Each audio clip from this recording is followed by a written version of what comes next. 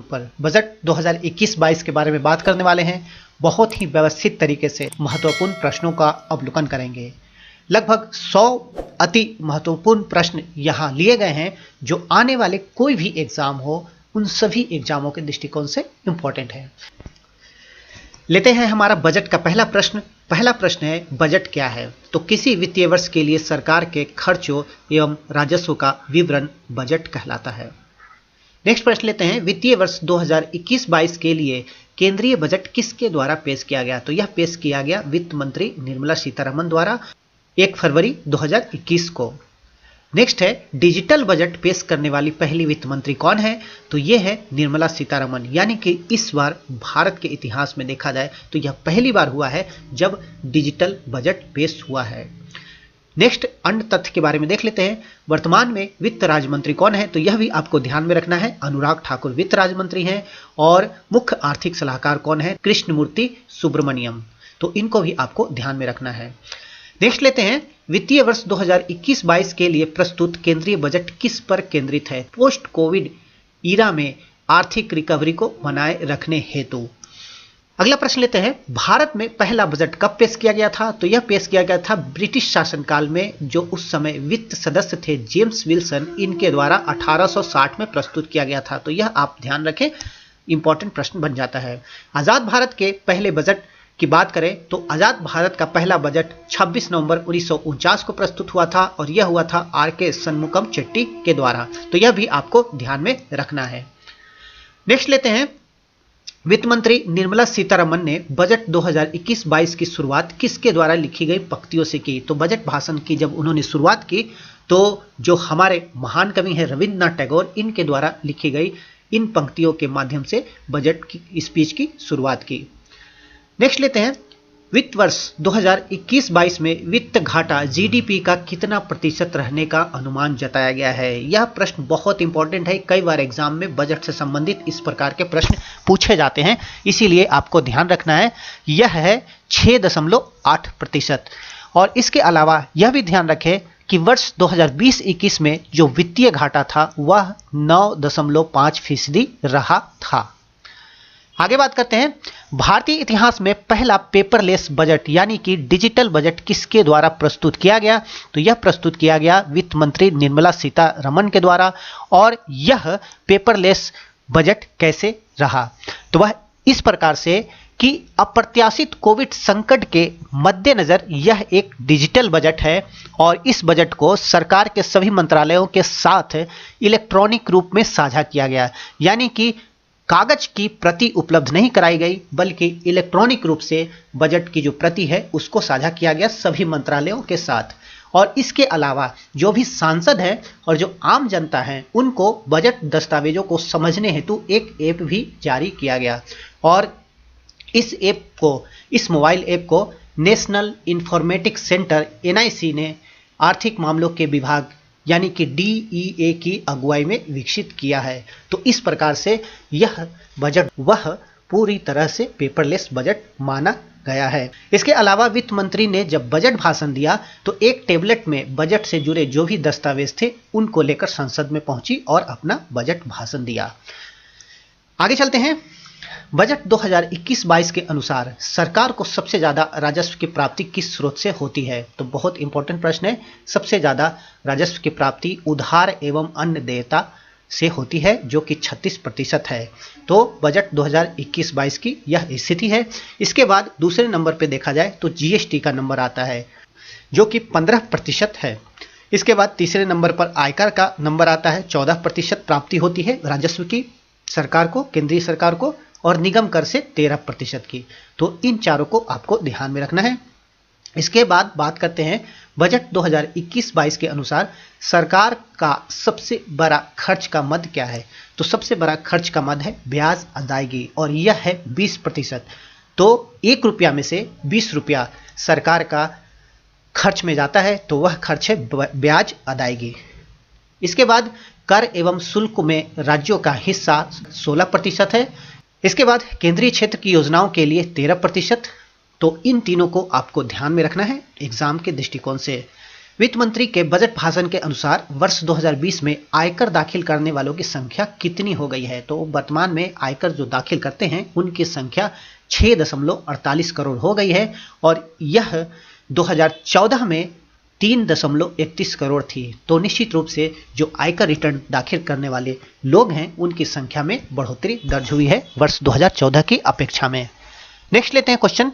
वित्त वर्ष 2021-22 के अनुसार कितनी आयु से ज्यादा लोगों को अब टैक्स रिटर्न भरने की आवश्यकता नहीं है जो पेंशन और जमा ब्याज से धन पाते हैं? तो यह है 75 वर्ष। तो वरिष्ठ नागरिकों को इसमें थोड़ी राहत दी गई है इस बजट के माध्यम से।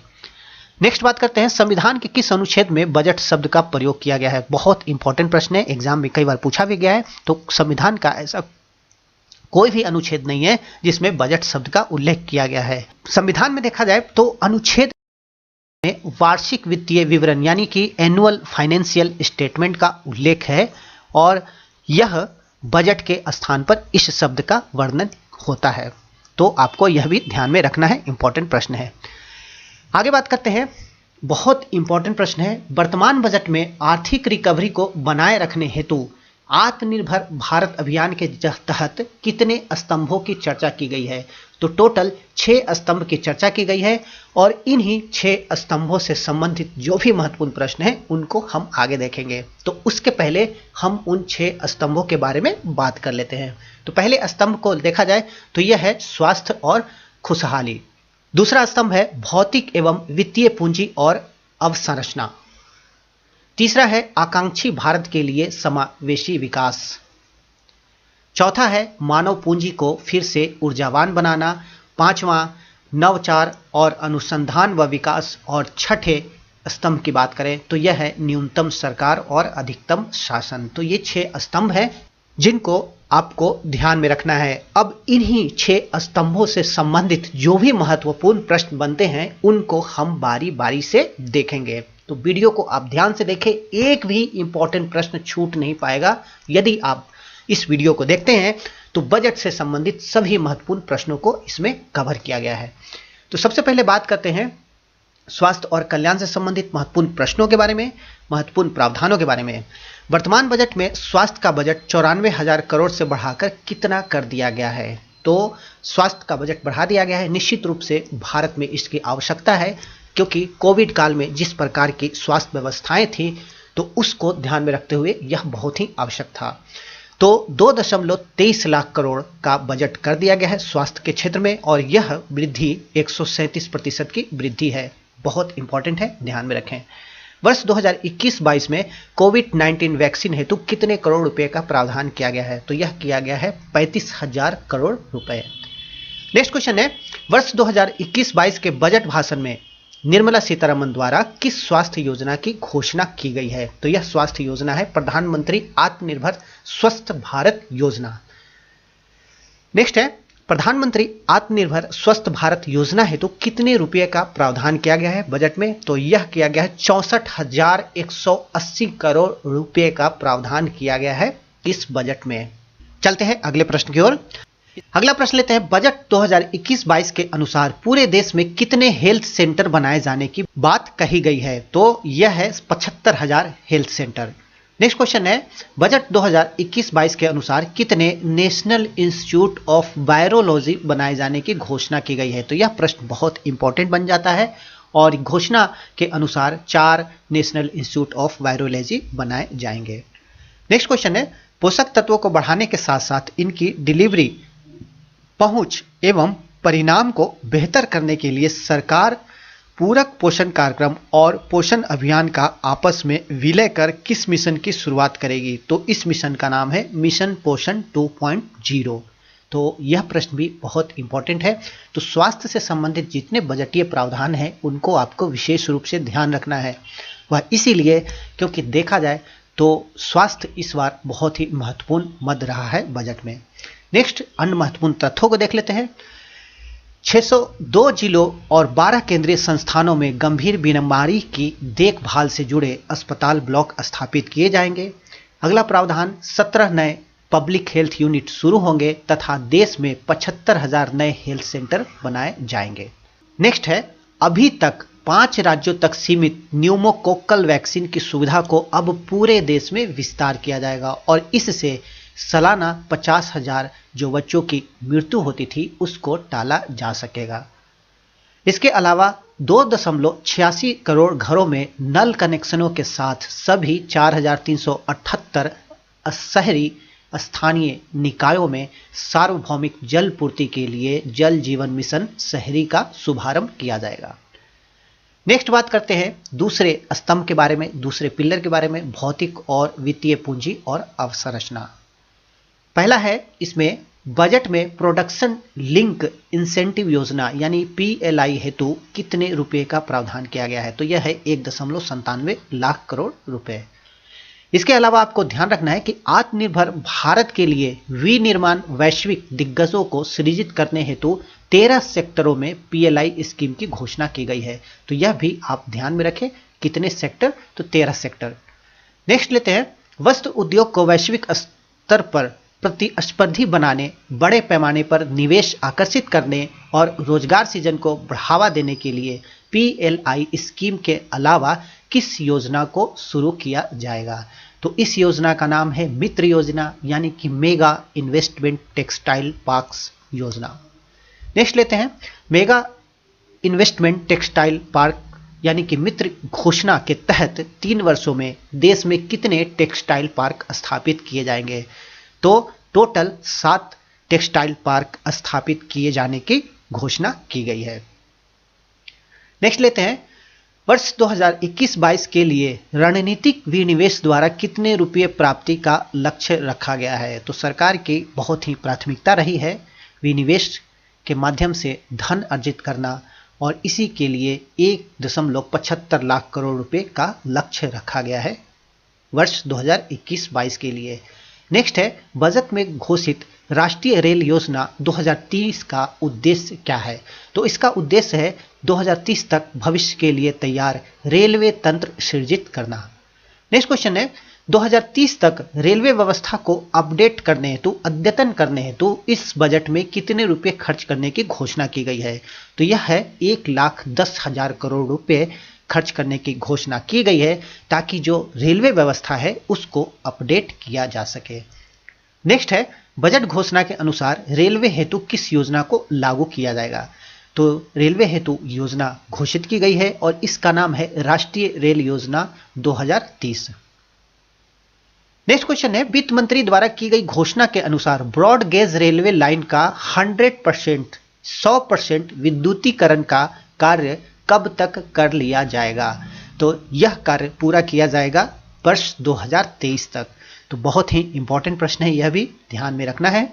बजट घोषणा के अनुसार टियर 2 और टियर 1 शहरों के आसपास के इलाकों में कम लागत में समान अनुभव, सुविधा और सुरक्षा से युक्त मेट्रो रेल प्रणालियां उपलब्ध कराने के लिए कौन सी 2 नई तकनीक लागू की जाएगी, तो इन 2 नई तकनीकों को आपको याद रखना है। इसका नाम है मेट्रो लाइट और मेट्रो नियो। तो इन दोनों की व्यवस्था टियर 1 और टियर 2 शहरों में आरंभ की जाएगी। नेक्स्ट है वित्तीय वर्ष 2021-22 के बजट में घोषित वॉलंटरी व्हीकल स्क्रैपिंग पॉलिसी के तहत कितने पुराने वाहनों को अनफिट माना जाएगा, यानी कि कितने वर्ष पुराने वाहनों को अनफिट माना जाएगा, तो 20 वर्ष पुराने जो भी पर्सनल वाहन हैं उनको अनफिट माना जाएगा और 15 वर्ष पुराने जो कमर्शियल वाहन हैं उनको इस पॉलिसी के तहत अनफिट माना जाएगा, तो यह भी ध्यान में रखना है। नेक्स्ट है वर्ष 2021-22 में रक्षा बजट हेतु कितने रुपए का प्रावधान किया गया है, तो यह किया गया है 4,78,196 करोड़ रुपए रक्षा बजट के लिए। नेक्स्ट लेते हैं ऊर्जा क्षेत्र हेतु वर्ष 2021-22 में किस मिशन को शुरू करने की घोषणा की गई है, तो बहुत ही इंपॉर्टेंट है। इस मिशन का नाम है हाइड्रोजन एनर्जी मिशन और इस मिशन के तहत जो भी ग्रीन पावर स्रोत हैं उनसे हाइड्रोजन पैदा किया जा सकता है, तो यह बहुत इंपॉर्टेंट प्रश्न बन जाता है। नेक्स्ट है उज्ज्वला स्कीम का विस्तार करते हुए कितने और लाभार्थियों को जोड़े जाने का लक्ष्य रखा गया है इस बजट के अनुसार, तो 1 करोड़ और लाभार्थी को इसमें जोड़ा जाएगा और इसके अलावा आपको यह भी ध्यान में रखना है कि वर्तमान में 8 करोड़ लाभार्थी को इस योजना का लाभ दिया जा चुका है, उज्ज्वला स्कीम योजना का। नेक्स्ट क्वेश्चन है, बजट के अनुसार किस राज्य या संघ शासित क्षेत्र में एक गैस पाइपलाइन परियोजना शुरू की जाएगी? तो गैस पाइपलाइन परियोजना शुरू किए जाने की योजना है और यह राज्य है, संघ शासित प्रदेश है जम्मू कश्मीर। तो जम्मू कश्मीर आपको याद रखना है, संघ शासित प्रदेश जम्मू कश्मीर। नेक्स्ट है, सरकारी बैंकों के पुनर्पूंजीकरण हेतु कितने रुपए का प्रावधान किया गया है? तो देखा जाए तो सरकार के समक्ष एक बहुत बड़ी समस्या है एनपीए की, और इसी को देखते हुए बैंक जो समस्या का सामना कर रहे हैं उसी के लिए यह प्रावधान किया गया है सरकार के द्वारा, और यह है 20,000 करोड़। नेक्स्ट है, बीमा क्षेत्र में स्वीकार एफडीआई की जो सीमा है 49% 49%, उसे बढ़ाकर 74% करने और आवश्यक सुरक्षा के साथ विदेशी स्वामित्व एवं नियंत्रण की अनुमति देने के लिए किस बीमा अधिनियम में संशोधन का प्रस्ताव किया गया है? तो आपको ध्यान रखना है, बहुत ही इंपॉर्टेंट है, बीमा क्षेत्र में जो एफडीआई अभी तक 49% था उसे बढ़ाकर 74% करने की घोषणा की गई है, और इसके लिए बीमा अधिनियम 1938 में आवश्यक संशोधन हेतु प्रस्ताव किया गया है।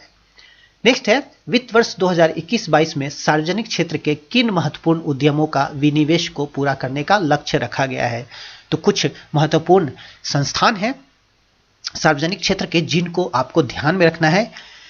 इनमें से BPCL, Air India, shipping corporation of India, container corporation of India, IDBI bank, BEML, Pawan Hans और नीलांचल इस्पात निगम लिमिटेड। तो ये कुछ नाम हैं सार्वजनिक क्षेत्र के जिनको की विनिवेश का लक्ष्य रखा गया है सरकार के द्वारा, तो आप ध्यान में रखें, ऑप्शन में पूछा जा सकता है। इसके अलावा आपको यह भी ध्यान रखना है कि सरकार द्वारा वर्ष 2021-22 में जीवन बीमा निगम का आईपीओ भी लाया जाएगा, जिसके लिए आवश्यक संशोधन इसी शर्त में लाया जाएगा, जिसके लिए आवश्यक संशोधन इसी सत्र में लाया जाएगा। नेक्स्ट बात करते हैं तीसरे महत्वपूर्ण पिलर के बारे में, जो है आकांक्षी भारत हेतु समावेशी विकास। पहला प्रश्न लेते हैं, वित्त मंत्री ने आकांक्षी भारत के लिए समावेशी विकास के अंतर्गत किन क्षेत्रों को शामिल करने की घोषणा की है? तो कौन कौन से क्षेत्र हैं जिनको शामिल करने की वित्त मंत्री ने घोषणा की है? यह है कृषि एवं सहायक क्षेत्र, किसान कल्याण और ग्रामीण भारत, प्रवासी मजदूर व श्रम और वित्तीय समावेशन। तो इनको भी आपको ध्यान में रखना है। नेक्स्ट लेते हैं, किस योजना को सभी राज्यों एवं केंद्र शासित प्रदेशों में विस्तार यानी कि बढ़ाए जाने का प्रस्ताव किया गया है इस बजट में? तो यह है स्वामित्व योजना, बहुत इंपॉर्टेंट है। स्वामित्व योजना के अंतर्गत गांव में संपत्ति के मालिकों को बड़ी संख्या में अधिकार दिए जा रहे हैं, और इसके अलावा अभी तक 1241 गांवों के लगभग 1.8 लाख लोगों को कार्ड दिया जा चुका है स्वामित्व योजना के तहत, और वर्ष 2021 में सभी राज्यों और केंद्र शासित प्रदेशों को इसके दायरे में लाया जाएगा। नेक्स्ट लेते हैं, ई नैम को बढ़ावा देने तथा एपीएमसी के लिए किस कोष का उपयोग किया जाएगा? तो यह कोष भी आपको ध्यान में रखना है, इसका नाम है कृषि अवसंरचना कोष।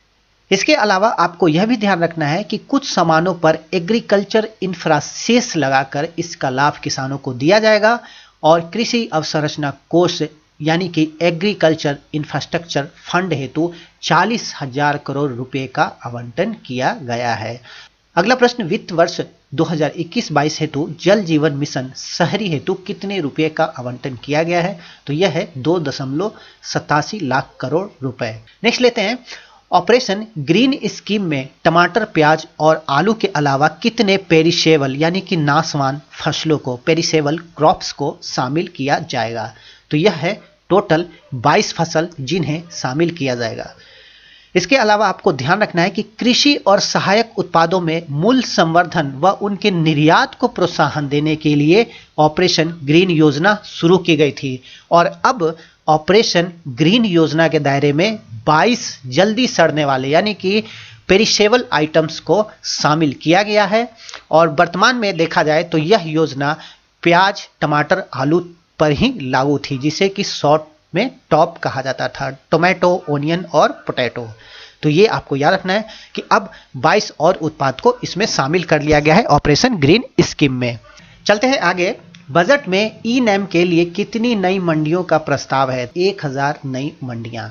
इसके अलावा आपको ध्यान रखना है कि पारदर्शिता और प्रतिस्पर्धा को ध्यान में रखते हुए ई नैम को कृषि बाजार में लाया गया है और ई नैम में लगभग 1.68 करोड़ किसान पंजीकृत हैं और इनके माध्यम से 1.14 लाख करोड़ रुपए का व्यापार हुआ है। ई नैम के साथ 1000 से ज्यादा मंडियों को जोड़ा जा चुका है। अगला प्रश्न है, मछली कारोबार को बढ़ावा देने हेतु कितने नए केंद्रों का प्रस्ताव किया गया है? तो मत्स्यन को बढ़ावा देने हेतु 5 नए केंद्रों का प्रस्ताव किया गया है और ये है कोच्चि, चेन्नई, विशाखापट्टनम, पारादीप और पेटुआ घाट। तो इन 5 स्थानों को आर्थिक गतिविधियों के केंद्र के रूप में विकसित किया जाएगा। आगे बात करते हैं, माइक्रो इरिगेशन फंड के लिए कितने रुपए का प्रावधान किया गया है? तो यह है 5000 करोड़ रुपए माइक्रो इरिगेशन फंड के लिए। आगे बात करते हैं चौथे स्तंभ के बारे में, मानव पूंजी को फिर से ऊर्जावान बनाना। किस स्थान पर एक केंद्रीय विश्वविद्यालय की स्थापना की जाएगी? तो यह स्थान है लेह। नेक्स्ट है, भारत के जनजातीय क्षेत्रों में कितने एकलव्य मॉडल आवासीय स्कूल खोलने जाने की चर्चा की गई है? तो जनजातीय क्षेत्रों में इस प्रकार के एकलव्य मॉडल आवासीय स्कूल खोले जाते हैं और 750 ऐसे स्कूल खोले जाने की चर्चा बजट में की गई है। नेक्स्ट है, वित्त वर्ष 2021-22 की बजट घोषणा के अनुसार एनजीओ, निजी स्कूलों, राज्यों की भागीदारी में देश में कितने सैनिक स्कूल की स्थापना की जाएगी? तो 100 सैनिक स्कूल की स्थापना की घोषणा की गई है। बजट में डिजिटल पेमेंट को प्रमोट करने के लिए, बढ़ावा देने के लिए इंसेंटिव स्कीम का ऐलान करते हुए इस हेतु कितने रुपए का आवंटन किया गया है? तो डिजिटल पेमेंट को प्रमोट करने हेतु 1500 करोड़ रुपए का प्रावधान किया गया है। इसके अलावा अन्य तथ्य भी देख लेते हैं।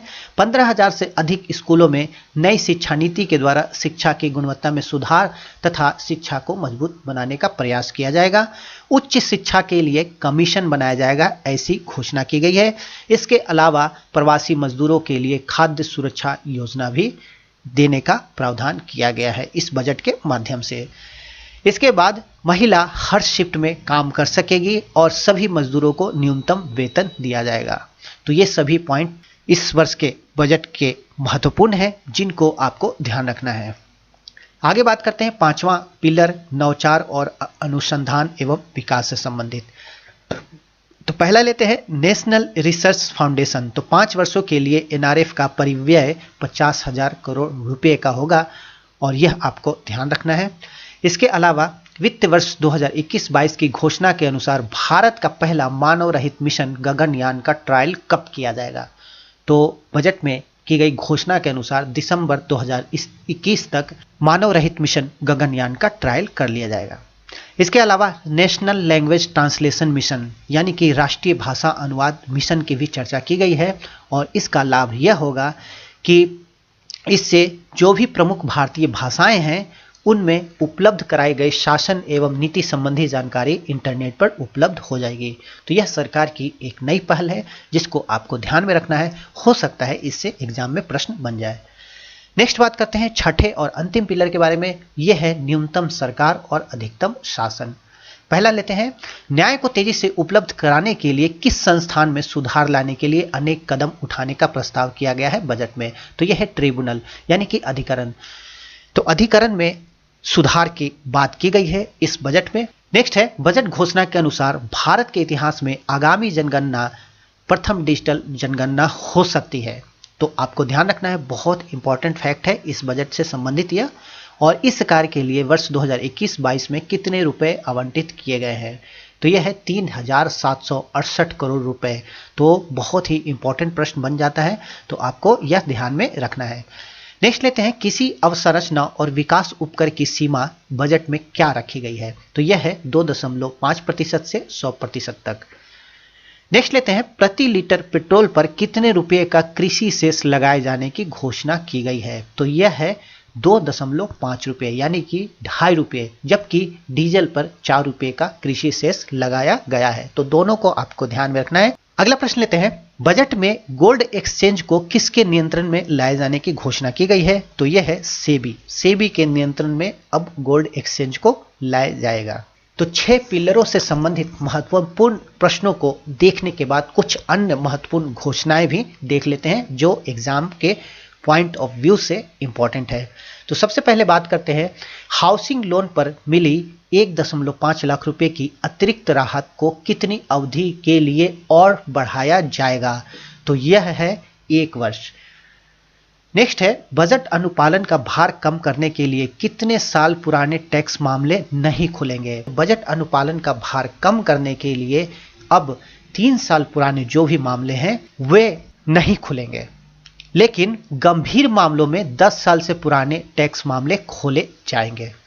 तो आपको ध्यान रखना है कि बजट अनुपालन का भार कम करने के लिए आयकर कार्रवाई को मौजूदा 6 साल से कम करते हुए 3 साल समय सीमा कर दिया गया है। इसके अलावा कर प्रवंचना के गंभीर मामलों में जहां 1 वर्ष में 50 लाख या उससे अधिक की आय छुपाने के सबूत मिलते हैं, प्रमाण मिलते हैं, तो ऐसे मामले में संबंधित आकलन को 10 वर्ष तक दोबारा खोला जा सकता है। तो यह दोनों फैक्ट आपको याद रखना है।